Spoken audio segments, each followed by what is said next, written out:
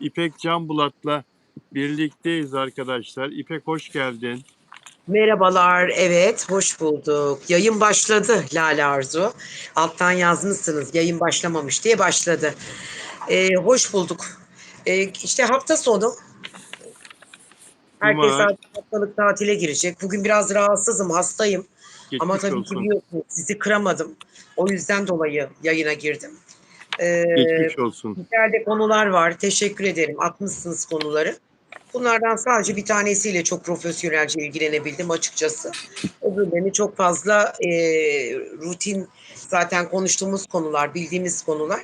O yüzden dolayı bir şey söyleyemiyorum öbürleriyle ilgili ama asıl bizim bir konumuz var biliyorsunuz. Bu konuyla ilgili gerçekten bayağı bir çalışma yaptım. Evet. Fanlar da hep seni soruyorlar zaten. Hoş geldin yayınıma. Değerli dostlar, sizler de hoş geldiniz. YouTube'un bildirimini alıp yeni katılan arkadaşlara da tekrar hoş geldin diyorum. Evet, Abone herkese hoş olduktan sonra geldiniz diyor. abone olduktan sonra bildirimleri açmak çok önemli. Ben dün yayında herkesin mesajlarını okuyabiliyordum. Bugün yine mesajlar gitti. Ben okurum size yayın sırasında Bilal abiciğim, merak etmeyin. Bu Bugün arada yine. sizden bir ricam var lütfen. Bakın, etkileşim olsun diye demiyorum ama yayının güçlü olması için gerçekten böyle gümbür gümbür bir yayın yapabilmemiz için ne olursunuz bakın şu an 131 kişiyiz ama 29 beğeniyle olmaz bu. Lütfen yayınımızı beğenelim ve abone değilseniz ve dışarıdan takip ediyorsanız da abone olalım. Bu arada Bilal abinin bildiğiniz gibi kendi açıklamadı bunu, bazen söylüyor bazen unutuyor ama söylemek istediğim bir şey var. En önemli şey de Bilal abiye abone olabilirsiniz. Özel abonesi olabilirsiniz. Yahut da Evet, bakın biliyorsunuz ki YouTube programlarında TikTok gibi artık hediyeler atılabiliyor, bir şeyler yapılabiliyor. Yayını desteklemek amacıyla ve o zaman biliyorsunuz yayın keşfete YouTube'da çok ön planlarda düşüyor. Burada maksat hediye istemek yahut bir şeyler alabilmek değil. Keşfete düşebilmek, anlatabiliyor muyum? YouTube'da öncelik sırası var. Ne kadar desteklerseniz o kadar biz etkileşim alırız. Bu açıdan söyledim. Bu arada Sema ablam hoş geldin. Selda hoş geldin. Evet, hepinizi öpüyorum. Hepinizi kocaman öpüyorum. Ve yayınımıza başlıyoruz. Hangi konuyla olduğunu bilmiyorum. Bekliyoruz. Hadi bakalım. evet dostlar. Ben yine mesajlarınızı görmüyorum. Dün düzeltmiştim ama bugün tekrar o konu arızaya geçti. Maalesef şu anda yayında bir şey yapamıyorum. YouTube'u resetlemem gerekiyor. Onun için silip tekrar yüklemem gerekiyor.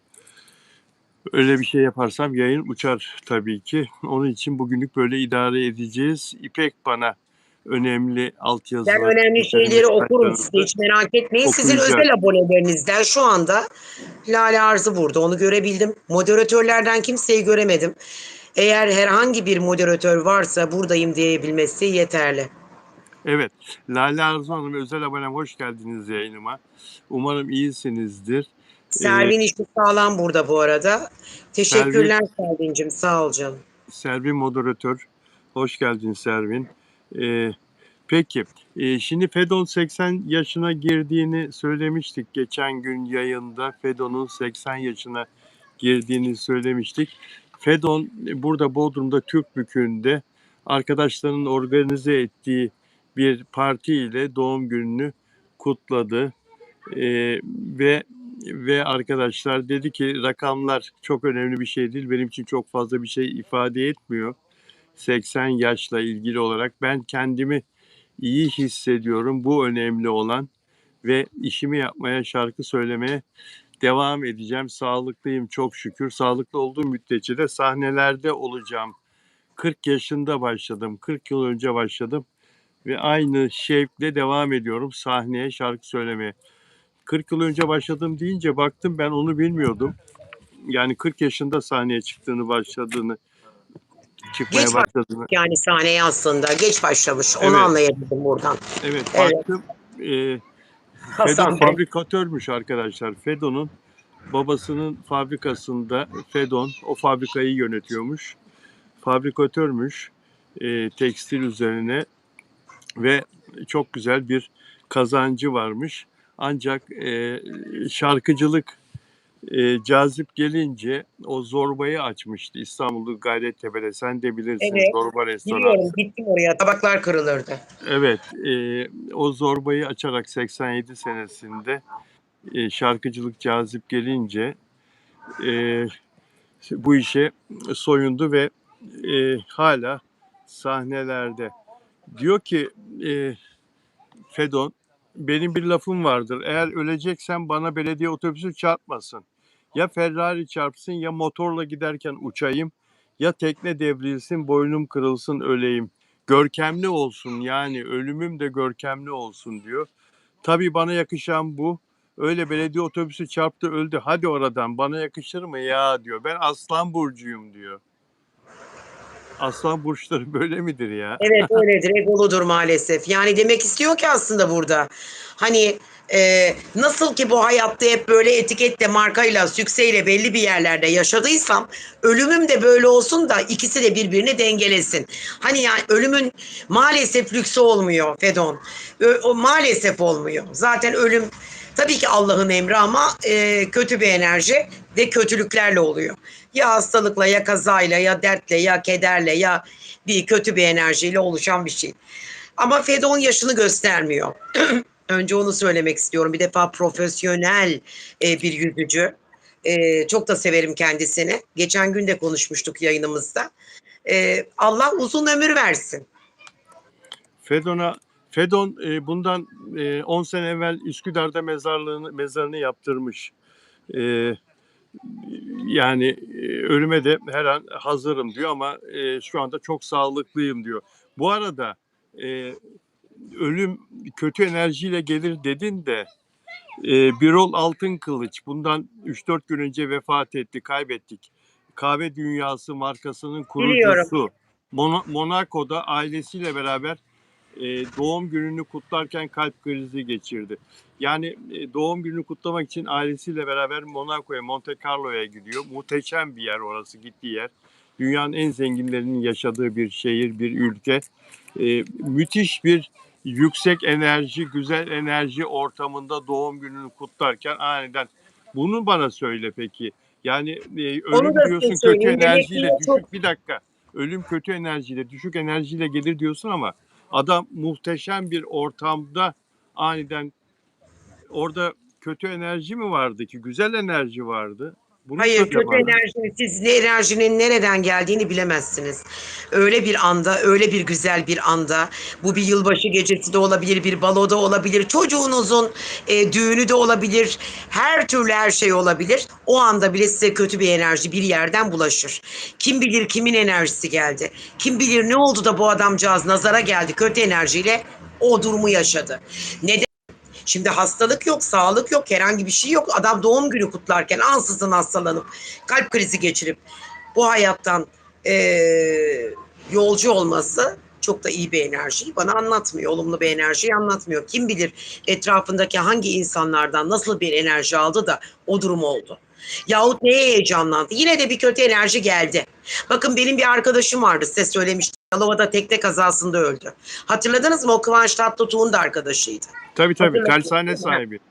Evet, tersane sahibi. Yakışıklı, Rus karısı vardı. Genç, yakışıklı, Yalova'da konuşulan ve gerçekten ağızdan ağıza gezen ve aile yapısı da çok iyiydi. Yani çok sadakatli, çok düzgün bir evliliği olan ve karı koca da çok mutlu, mesut bir çiftlerdi.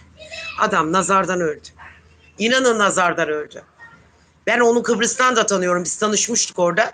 Şöyle bir iki defa ona ben bakım yapmıştım. Ya dedi, İpek dedi, hiç unutmam. Ya İpek dedi, çok doğru söylüyorsun. Ben gerçekten nazara çok geliyorum ve çok inanıyorum dedi. Ben Adama inanıyorum. gemi çarptı. Şilep Ne çarptı olursa adama. olsun. Adama şilep çarptı. Şilebin Ya altında kaldı bin teknesiyle. Bilal Böyle bir şey abi olabilir mi? Böyle bir ölüm var mı ya?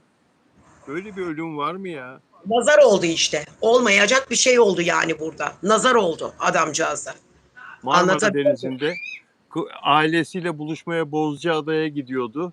Yalova'da tersaneden çıktı. Ailesine telefon açıyor. Geliyorum diyor. 2,5-3 saat yolum var diyor. Sonra Kıvanç Tatlıtuğ'la telefonda konuşuyor. Kıvanç diyor ki Mikonos'ta bekliyoruz. Seni ve eşini, çocuklarını diyor. Eşimle beraber Mikonos'ta bekliyoruz. Mikonos'ta buluşacaklar bir gün sonra Kıvanç'la. Tamam derken telefonda konuşurken şilep çarpıyor. Bunun kullandığı teknesine, yatına. Çok da büyük bir yat değil. 12-13 metre büyüklüğünde bir yat. Şilebin altında kalıyor, ölüyor adam. Hayır, Cenazesini hemen olmuyor. Bulunamadı. 40 gün Günlerce, sonra. aylarca bulunamadı. 40 gün Kötü sonra. enerjiyi buradan anlamak lazım işte. Yani nazarı buradan anlamak lazım. Adamcağız altta motorun olduğu yere sıkışmış kalmış. Düşünebiliyor musunuz? Tabii Bütün ekipler gitti oraya. Denizin içinde araştırmalar, aramalar yaptılar. Çalışmalar, şunlar bunlar. En sonunda cesedine ulaştılar ama motorda bulundu. Tek motor dairesinde bulundu yani. Teknenin altında. Allah ölümün de hayırlısını versin. Bakın ölümlerin de hayırlısı hayırsızı var. Bir de böyle ne bileyim uykuda böyle sessiz sakin. Kalbinin durmasıyla. Ama ne bileyim yani hiç böyle tereyağdan kıl çeker gibi. Vay ya vaktin geldiyse zaten yapılacak bir şey yok. Ama tabii ki ölüm Allah'ın emri. Herkes bir şekilde ama diyorum ya Allah kederli, kötü. Böyle çok rezil ölümler var yani. Allah güzel biliyor tabii. şeyler konuşalım. Güzel şeyler Siz konuşalım. Hadi açtınız. ne olur ölümden Siz çıkalım. açtınız. Hadi Ölümler, doğumlar, nazarlar. Evet. çıkalım ondan. Özcan Deniz eşi Samar Datkar'ın doğum gününü kutluyor. Birbirlerini öpücüklere boğuyorlar ya. Böyle bir şey var mı ya? Evet Böyle bir çok şey aşık var mı? onlar. Onları ben Kıbrıs'ta gördüm. Yılbaşında oradaydım ben 2 sene önce. Evet. Ee, Öpen Kocasına bir o aşık o öpüyor. Tamer. Tamer kocasına aşık. 2 dakika yalnız bırakmıyor. Adam sahneye girerken yanında, kuliste yanında. Sahnedeyken soruyor ona susadın mı diye en önde oturuyor onu yönlendiriyor bir de.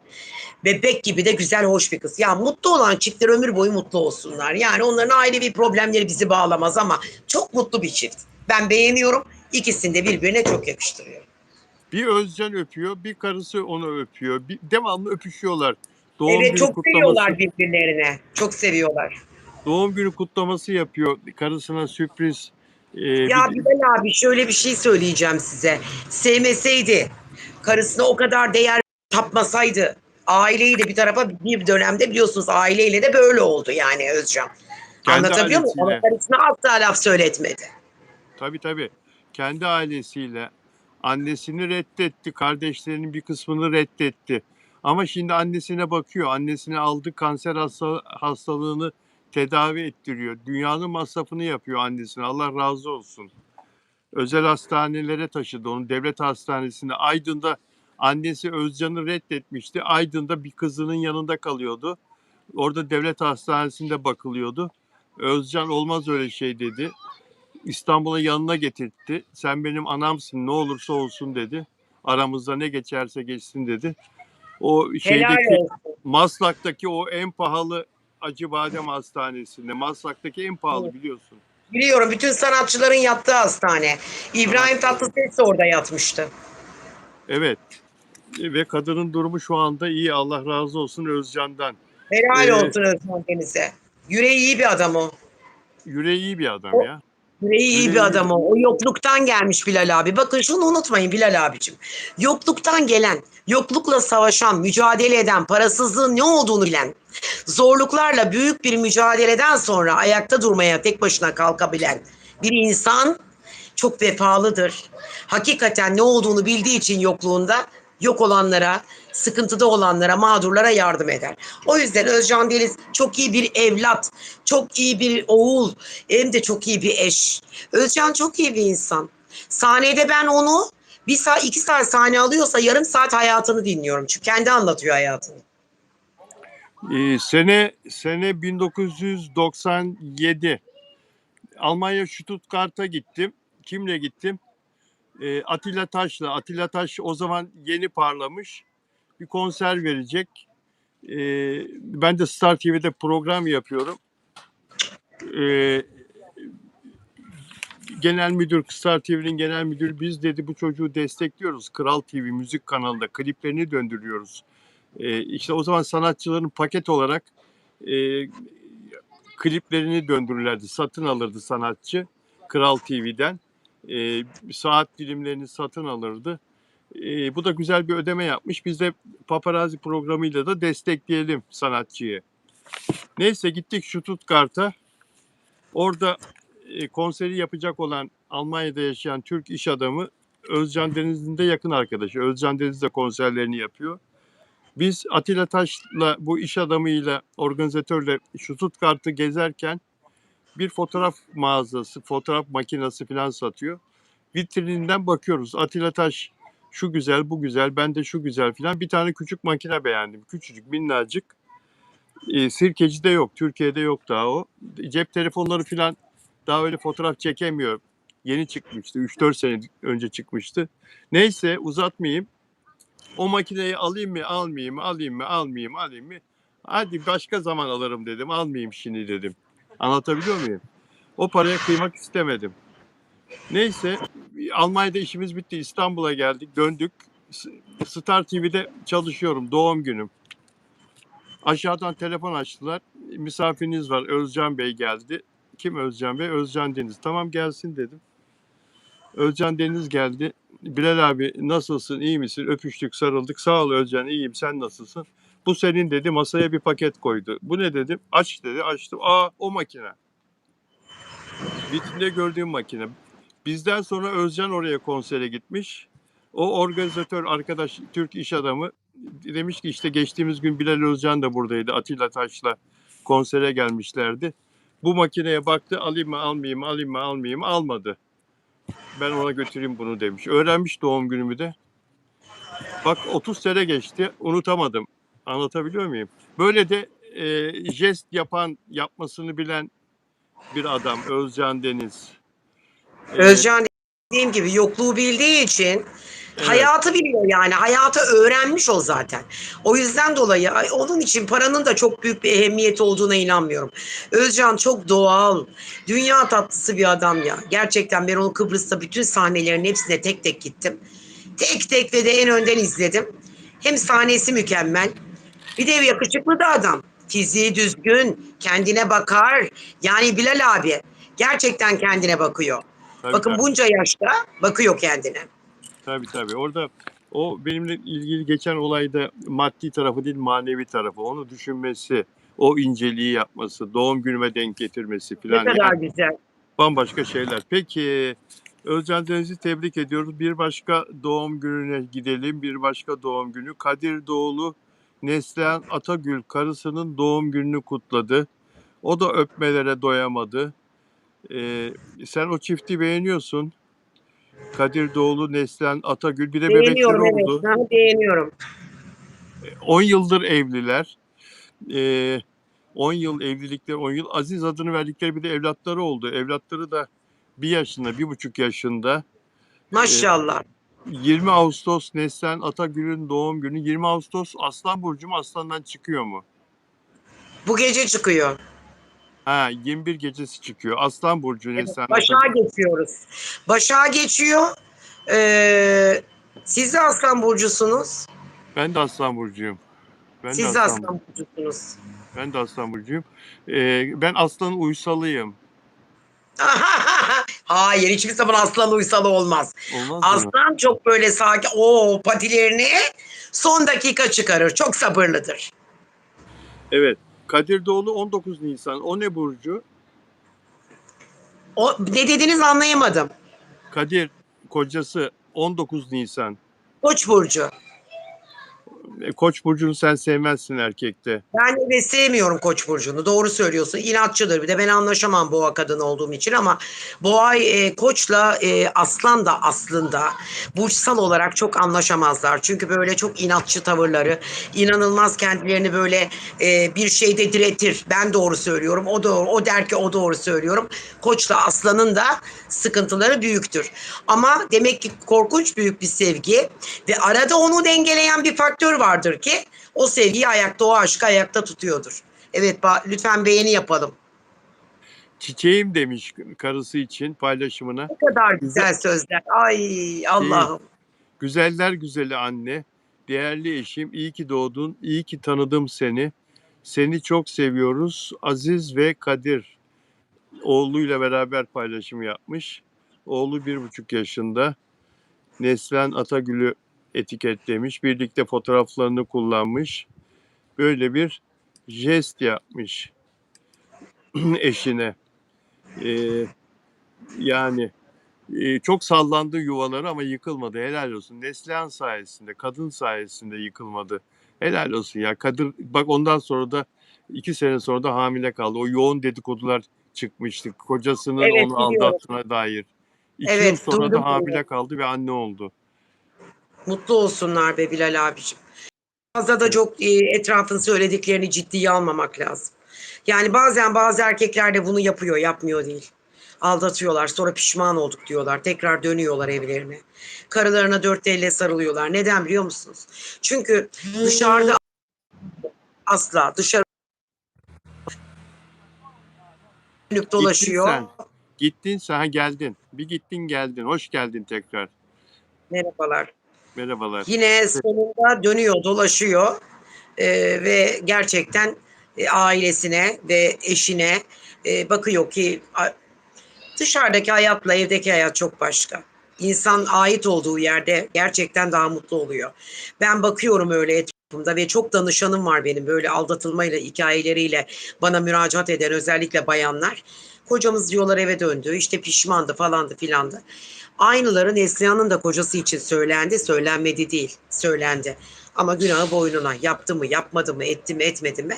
Mühim olan geçmiş değil. Şu anda nasıl olması. Anlatabiliyor muyum? Şu Bazı anda insanlar adam ya. hatalarını... Şu anda Efendim? adam gibi adam. Şu anda Adamsa adam tamam, gibi bitti adam. o zaman. Problem yok demektir. Mutlularsa da problem yok demektir. Demek ki hatasını fark etmiş. Yaptıysa da dediğim gibi günahı boynuna. Ama bunu yapmamalılar tabii ki. Çünkü sonuçta kırılıyor kadınlar. Bazı kadınlar da ne yapıyor? Ha, şimdi onu da söyleyeyim. Koca eve döndükten sonra hemen bir çocuk peydalıyorlar, doğuruyorlar. Bir tane daha doğuruyorlar. Zannediyorlar ki o çocuk o ailenin koruyucusu ya da bir silah olarak kullanıp bu evliliğimizi işte çocuğumuz kurtarır. Ne kadar yanlış ya. Bunca zaman çocuklar evliliği kurtarsaydı hiçbir çocuk ana baba ayrı olmazdı. Yanlış şeyler bunlar. O yüzden dolayı herkese Allah hidayet versin. Evliliğinde ağız tadı versin. Evliliklerinde kem gözlerden herkesi korusun, kollasın. Çocuk da çok önemli faktör. O evliliğin bir biliyorsunuz meyvası. Mutlu olsunlar be Bilal abicim. Neslihan'ı seviyorum gerçekten ben. Mutlu olsunlar. Emircan İrek genç neslin Nasıl? çok severek dinlediği bir şarkıcı Emircan İrek. Çok güzel. Arabesk de söylüyor, pop arabesk de söylüyor. Yakışıklı da kerata. 32-33 yaşında. Bekar. Çok iyi bir ailenin çocuğu. Harbiye'de sahne aldı dün akşam. Evet. Harbiye'de 4500 kişi hep bir ağızdan onun şarkılarını söylediler. Notlarıma bakıyorum. Harbiye Cemil Topuzlu Açık Hava e, sahnesinde rock and roll esintili Harbiye stili diye bir başlık. Bu sefer farklı bir konseptle siyah deri ceket takım, pantolon da deri giydi sahneye. 90'ların sonuydu biliyorsun değil mi? 90'ların sonu, 2000'lerin Evet. başındaki rock and roll havası. Başak Dizer Tatlıtuğ stil danışmanı. Giyimini o koordine ediyor. E, Emircan İğrek'in. Evet. Peki. Peki. Şu nota da bir bakayım. Tuana ile Fiyakalı albümde yer alan Duyuyor Musun şarkısını seslendirdi, düet yaptı. Bu Tuana da Taşacak Bu Denizdeki yakışıklı sarışının sevgilisi. Peki, şimdi annesiyle beraber yan yana gazetecilere röportaj veriyor Emircan İrek. O konudan şimdi söz etmek istiyorum. Aman Allah'ım ne fotoğraflar yollamışlar bana. Emircan İğrek'in sahnesinden onlarca fotoğraf yollamış basın danışmanı. Bir dakika arkadaşlar. Evet, annesi Aysel İrek ile kamera karşısına geçti. Emircan İrek. Annesinin kendisine özellikle dizilerdeki güzel oyuncuları yakıştırdığını ve o oyuncuları, kadın oyuncuları dizilerdeki karakterleri üzerinden değerlendirdiğini anlattı. beğendiği oyuncuların genellikle dizilerde kötü karakterleri canlandı. Ha, oğlum diyor genellikle dizilerdeki kötü karakterleri canlandıran kadın oyuncuları beğeniyor diyor annesi. Ve bana göre diyor bazı oyuncuların canlandırdıkları karakter gerçek kişiliklerine de yansıyor diyor Emircan İğrek'in annesi. Ve diyor ki ondan sonra da ama ne olursa olsun diyor oğlum bana kimi getirirse kabulüm diyor annesi. Öyle mi olmalı sence?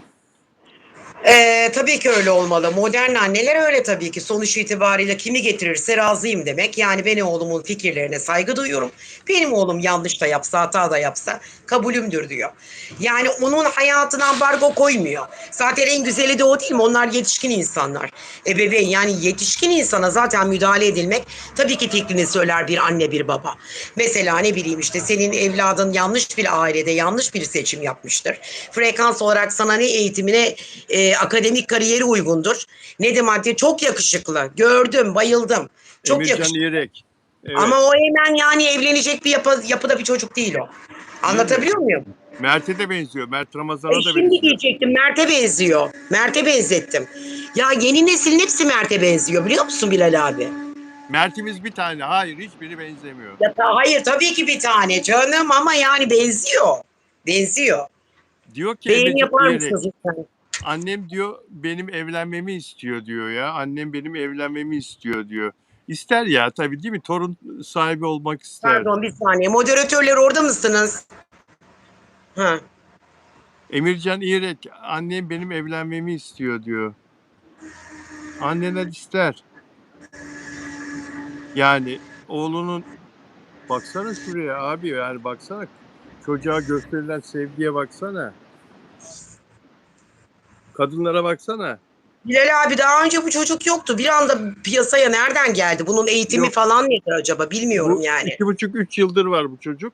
YouTube'da Canımsın sen de. paylaşımlarla parladı. YouTube'da Ha YouTuber'dı çocuk.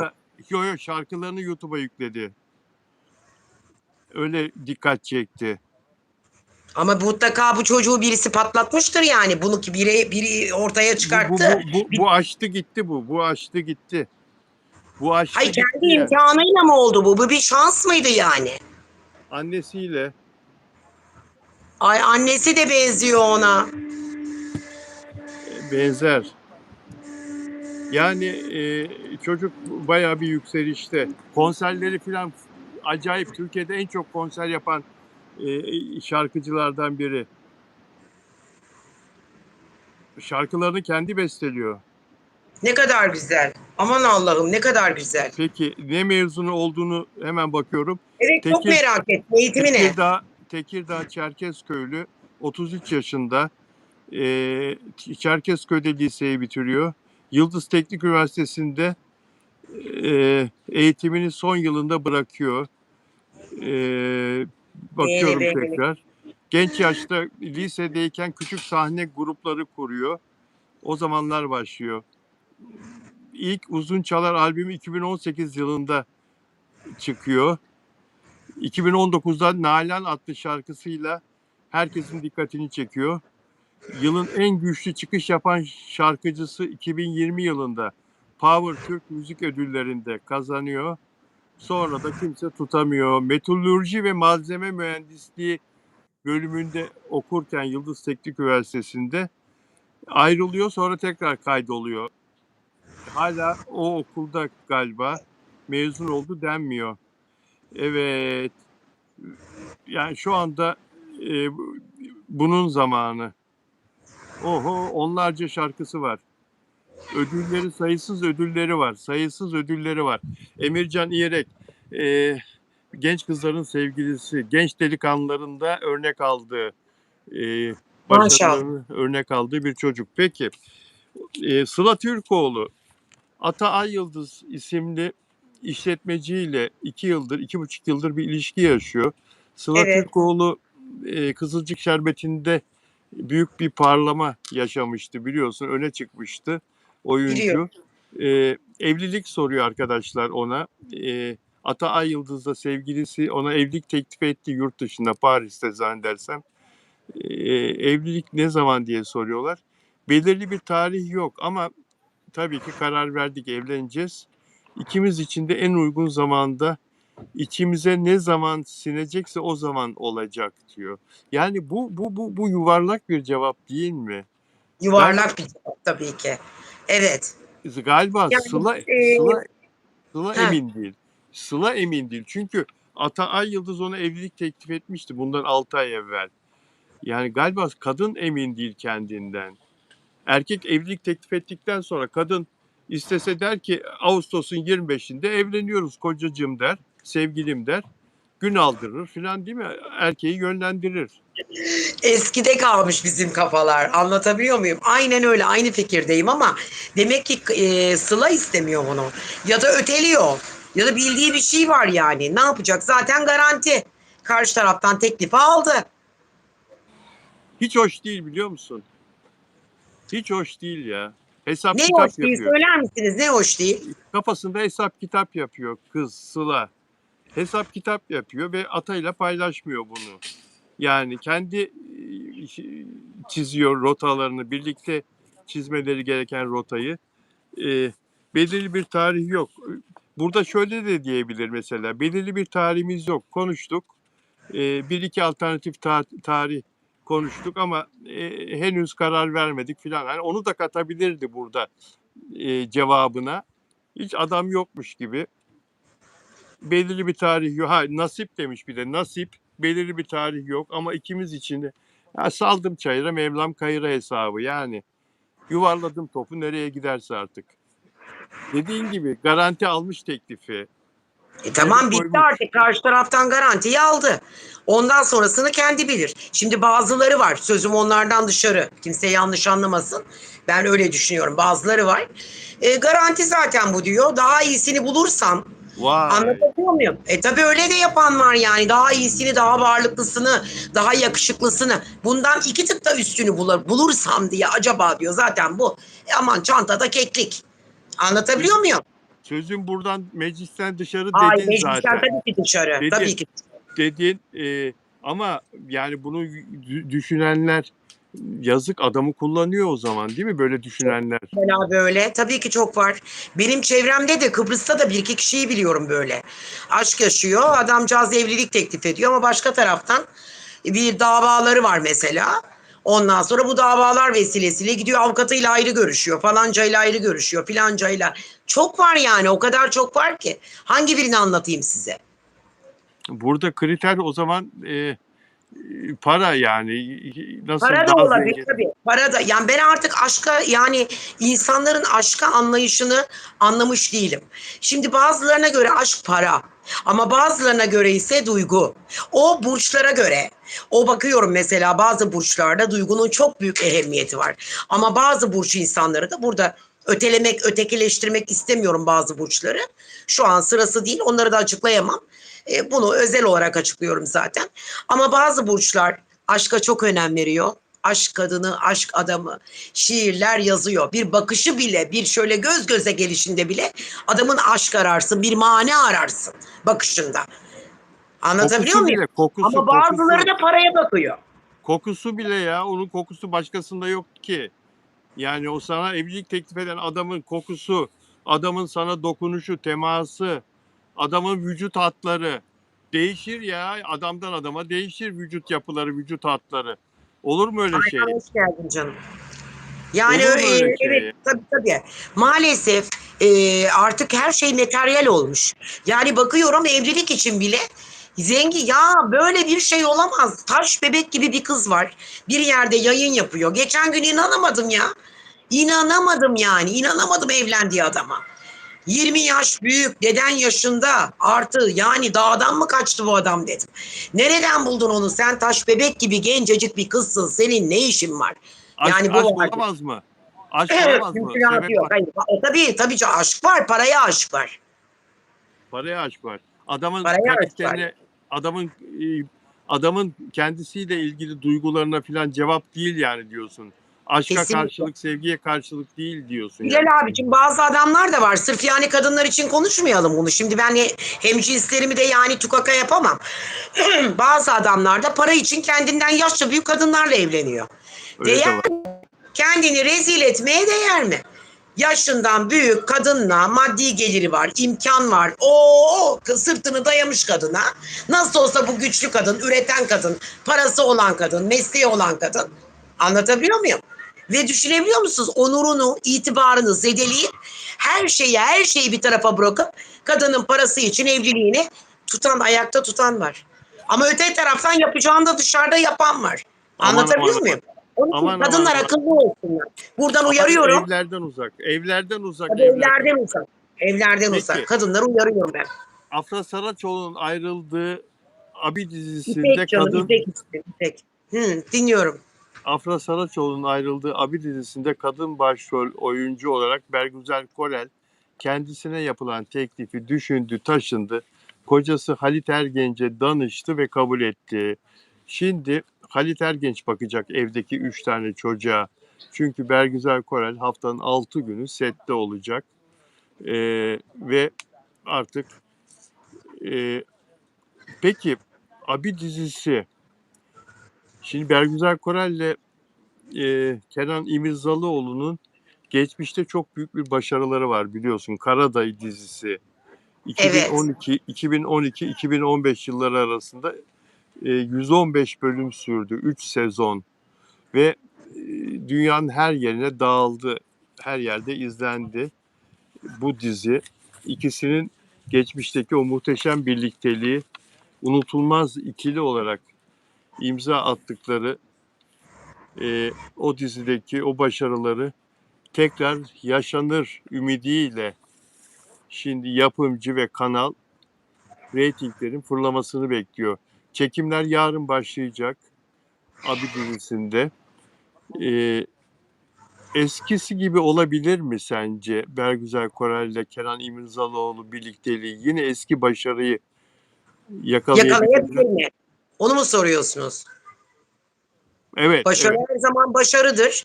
Başarılı insan da her zaman başardığı yerde muvaffak başarılıdır. Neden olamasın ki? Belki daha iyisini tutturabilirler belli mi olur? Yani daha geçmişte yaşadıkları o işte başarıyı belki daha zirvesine çıkarabilirler. Başarılı Yapabilirler. insan her zaman başarılıdır. İnşallah da öyle olsun yani Bilal abiciğim. Şimdi yaşça da Bergüzer'le Kenan İmirzalı birbirlerine yakınlar. Evet. Afra ile İmirzalı gibi arada büyük uçurum yok yaş farkı olarak da. Görünüm olarak da birbirlerine yakınlar. Bu da olumlu tabii değil mi? Sen Abi dizisi başlarken biz bu konuştuğumuzda seninle şans vermemiştin. Dizinin Ben başarılı şanssız olacak. oluyor o yüzden değil. Yani ben kendi konumumda, kendi mesleğimle alakalı yaptığım yorum açısıyla söyledim. Hem günü bana uğursuz geldi. Sevmediğim bir gün tarihiydi. O dönemde 2 tane bir Salıydı. retro vardı. Ayın 13'üydü, salı Evet günüydü. biliyorum. Salı günü 13. Salı sallanır dedim. 13 uğursuz dedim. Merkür retrosu vardı. Tutulmalar böyle bir inanılmaz kötü bir dönemde başlamışlar. Yani muhtemelen ki o insanların aslında gerçekten astrolojiye inanıp en azından sağa sola sorup hangi tarihte bunu başlangıcını yapabilmeleri yahut da olumlu mu olur, sonu gelir mi, sonu gelmez mi? Biraz bunun enerjisiyle de alakalıydı. Ben kendi açımdan kendi mesleğime dayanarak astrolojik olarak yorumunu yaptığımda olumlu asla görmedim. Hatta bu dedim tutmaz bitecek dedim. Yok dediler reytingler öyle reytingler böyle. Patladığı dizi şöyle oldu böyle oldu. Görürsünüz göreceksiniz inanmayın reytinglere. Hatta siz de bana itiraz ettiniz. Dediniz ki Bilal abi İpek nasıl olur ya reytinglere inanma nasıl diyebilirsin? Bilal abicim eskisi gibi değil dedim. Bir iki tane de done verdim bu konuyla ilgili olarak. Ama maalesef ki bitti. O yüzden dolayı diziler başlayacağı zaman lütfen yapımcı ve yönetmenler beni arasın. Anlatabiliyor muyum? Beni arasınlar ki ben de güzel yorum yapayım. Şu tarih sizin için iyi, bu tarih iyi. Mesela şimdi 26'sında yani daha doğrusu şöyle söyleyeyim 26 değil 28'inde ay tutulması var. Zaten e, bir hafta 10 gün önce gene bir tutulma vardı. Güneş tutulması. Biliyorsunuz. Evet, bir daha bir güneş tutulması vardı. O ki parçalı da değildi. Ha. Bütün bir güneş tutulmasıydı. İspanyalardan, Güney Amerikalardan izlenildi. Bu ay tutulması da üstüne gelince aman Allah yandı gülüm keten elva. Ne Hiç olacak? bence bu dönemde dizilere başlamasın kimse. Yapma Tabii, be. tabii. Çünkü Evliliklerde olmasın mı? Düğün yapmasınlar mı? Nikah yapmasınlar mı? hayır, Bilal abi bakın Tarih ne hiçbir tarih? başlangıç olmamalı. Estetik operasyon, başlangıç, kararlar, ne bileyim evlilikle ilgili adımlar Tarih olmaz. tarih ver bir daha. Hangi tarihten Tarih başlayayım? söylüyorum size 14 Eylül tarihine kadar. 14 Eylül tarihinde biraz daha böyle kendimize geleceğiz. Biraz daha böyle enerji olarak toplayacağız kendimizi. O zaman işinizi de değiştirebilirsiniz. Aşkınızı da yenileyebilirsiniz. Ya zaten bu açıkçası tutulma ve retrolar bizim hayatımızda bize yeni sayfalar açıyor. Biz farkında değiliz. Gitmesi gerekenler kendiliğinden gidiyor. Kalması gerekenler kalıyor. Ve imtihanlar veriyoruz yaptığımız hataların imtihanlarını. O yüzden dolayı abi Hep dizisi gidiyor tekrardan ya. mı? Hep gidiyor. Hep gidiyor. Hiç gelen bir Ama şey yok. öyle yani yapılacak bir şey yok. Dikkatli olmak lazım. Bu dönemde gerçekten gökyüzü. Benim mesela tutulmalarda çok başım ağrır. Sizin ağrımaz mı? Hiç fark etmiyorum vallahi. Ağrıyor ama Ben ondan size olduğunu bilmiyorum. hatırlatırım. Bizzat hatırlatacağım o gün tutulmada, ay tutulmasında. 28'i mi? 28'i mi ay tutulması? Aynen öyle. 28'i. Zaten ay tutulması bizi etkileyecek. Güneş o kadar çok etkilemez. 24 saat falan. Genelde 28 Amerika Ağustos. İspanya'yı etkiledi. Efendim? 28 Ağustos. Evet, ay tutulması çok etkileyecek. Bak gör, o gün arayacağım, başım ağrıyor, sırtım ağrıyor. İşte eklemim ağrıyor, kasım ağrıyor, kafam karışık, mutsuzum diyeceksin bana. Evlerden uzak. Ebru Şahin. Ebru Şahin güzel kadın. Beğendiğimiz oyuncu. Basketbolcu. Dünyaca ünlü basketbolcu. Cedi Osman'ın eşi. E, Adana Ayazı dizisinde Uğur Güneş'in başrol partneri oldu Ebru Şahin. Ebru Şahin yeni bir diziye başlıyor. Şimdi şöyle bir bakıyorum. Ee, Ebru Şahin kendisine yapılan teklifi kabul etti. Now TV'de ekranlara gelecek bu dizi. Adana Ayazı dizisi. Peki şimdi buradaki konu ne? Buradaki konu e, Cedi Osman'la Cedi Osman'la 3 yıldır evliler. Çok güzel bir evlilikleri var. Ee, Cedi Osman'la Çeşme'de evlenmişlerdi hatırlarsın. Çeşme'de bir evleri var. İstanbul'da bir evleri var. Atina'da bir evleri vardı. Amerika'da bir evleri var. Ve Avrupa'da birkaç tane daha evleri olduğu söyleniyor. Maşallah, Bu konuları maşallah. Ay başım ağrıdı valla. bunları niye sayıyorum? Şimdi bir sürü evleri var ama evleri yok. Ne demek istiyorsun Bilal Özcan? Şimdi bu Cedi Osman 2 yıldır Atina'da oynuyordu. Panathinaikos'ta. Amerika'dan Atina'ya transfer olmuştu. NBA'de oynuyordu. Panathinaikos'ta Euroleague'de başarılı, Avrupa'da başarılı bir takım. Cedi Evet, Osman 2 yıldır evleri Atina'daydı. Aile tamam. evleri. Ee, ve Ağustos ayının başında, Temmuz ayının son günü Cedi Osman Yunanistan'ın bir başka takımına transfer oldu. 3 yıl oynayacak, 9 milyon euro alacak. 9 PAOK takımı, milyon euro. evet, yıllığı 3 milyon euro. PAOK takımına transfer oldu. PAOK da Selanik kentinin takımı. Evlerini Atina'dan 500 kilometre uzaklıktaki Selanik'e taşıdılar. Ama evi 10 gündür 15 gündür taşıyorlar, yerleştiriyorlar filan derken bu diziyle anlaştı Ebru Şahin ve dizi çekimleri yarın öbür gün Adana'da başlıyor. Adana'da çekilecek. Adana Ayazı ismi. Ev Selanik'te, kendisi Adana'da. Haftanın 6 günü çekimler. Kocasını göremez, görür mü göremez, nasıl görecek? Adam da antrenmanda devamlı. Haftada bir gün maç, 6 gün antrenman. Evleri var ama evleri yok. Her yerde evleri var ama bir evde bir araya gelem. Ya bu hayat mı be? Oyuncular ne kadar çok kazanıyorlar deniliyor mesela. Ne para kazanıyorlar, ne şaşalı yaşıyorlar deniliyor. Ama birlikte olamıyorlar ki. Baksana. Yani doğru dürüst bir çatı altında oturamıyorlar. Ee, Sadece onlar değil ki, diplomatlar da öyle. Bazı meslekler maalesef öyle. Yani çok büyük kazanç var ama evlilikte huzur, mutluluk ve uzaklık var. Distans. Yani bu çok önemli bir problem aslında. Evliliği etkileyen bir problem. Yani her şey aslında yoğun çalışmak, çabalamak yahut uykusuz, işte ne bileyim, ilk evler alacağım, bilmem arsalar alacağım, lüks yaşayacağım diye hayatının yarısı çalışma. Ya ben her zaman neyi diyorum biliyor musunuz? Gerçekten bütün samimiyetimle söylüyorum. Allah yetecek kadar para versin. Çok büyük para tatsızlık, tuzsuzluk getirir. Göz getirir, nazar getirir. En önemlisi yetecek kadar paramız olsun. Aç kalmayalım, kimseye muhtaç olmayalım. Önemli olan o. Yoksa ne yapayım ben, Çeşme'de evim var, Amerika'da evim var, orada evim var, burada. Gidemedikten sonra, evlerime vakit ayırmadıktan sonra ne olacak peki? Nereye kadar bu böyle devam edecek? Ve Saçma. o evlerin de vergileri ödeniyor, işte aidatları ödeniyor, elektrik su paraları, doğalgaz paraları ödeniyor. Bazılarında çalışan tutuyorsun, evi açık tutmak zorundasın. Çalışanların maaşları ödeniyor. Düşün.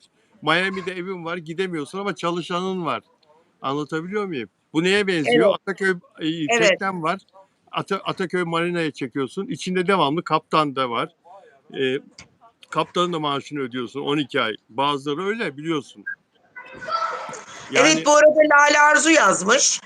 İpekçim, Afra ve Mert ile ilgili konuşun artık lütfen diyor.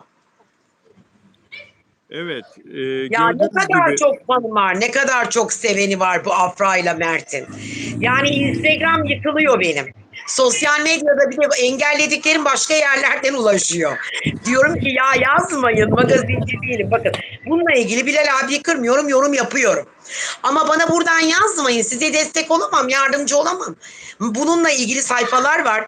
Valla bana artık gelenleri Arzu'ya gönderiyorum, 5 dakika magazine. neyi gönderiyorsun? Yorumları mı? 5 dakika magazine gönderiyorum Arzu'ya. Artık bana yazmayın diyorum. Yazmayın. Yani biliyorsunuz siz, bana yazıyorsunuz. Benim yapabileceğim bir şey yok ki.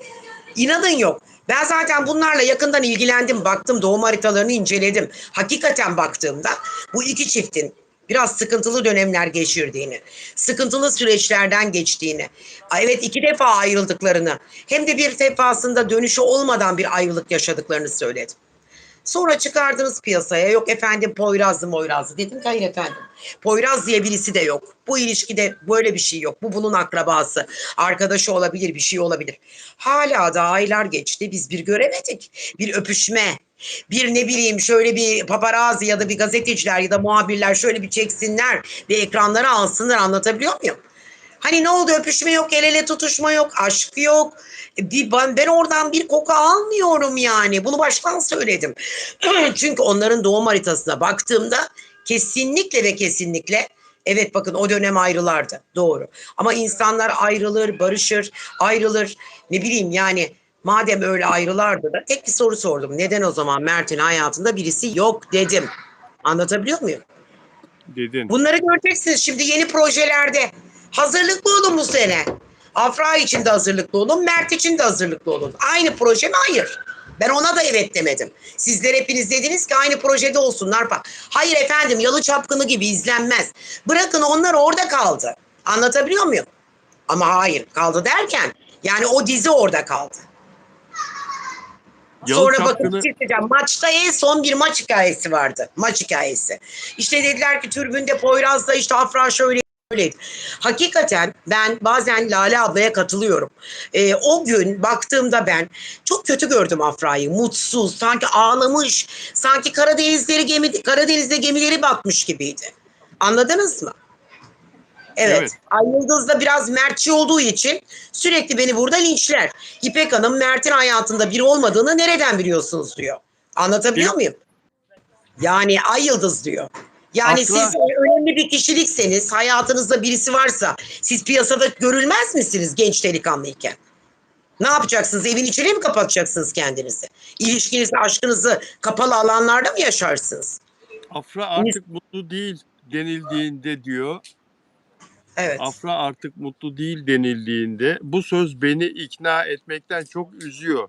Çünkü onun üzgün olduğunu bildiğimiz için değil, Hiç kimse dışarıdan bir insanın sessizliğinin, gülümsemesinin, işinin ve hayatın arkasında gülümsememesinin, işinin ve hayatın arkasında neler yaşadığını bilemez.